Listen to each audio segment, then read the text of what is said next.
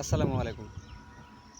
বিশ্বকাপ final match ম্যাচের ২-১ দিন আগে সোশ্যাল মিডিয়াতে দেখেছিলাম ওই যে মেসিকে একজন আর্জেন্টিনা সমর্থক বলছিল ওই যে কি জানি আব্বা আব্বা এরকম বলছিল।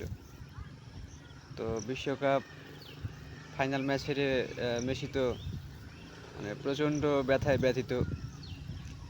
আপনারা তো সবাই বুঝতেই পারছেন যে একজন খেলোয়াড় ফাইনাল স্টেজে হেরে গেলে কী অবস্থা হয়।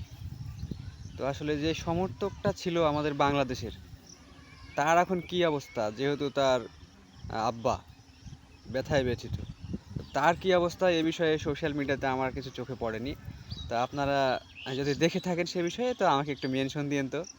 আসলে আমি দেখতে চাই যে আসলে সে কতটা ব্যথিত হয়েছে, যেহেতু মানে তার আব্বা কষ্ট পেয়েছে আর কি। আবারও আসসালামু আলাইকুম।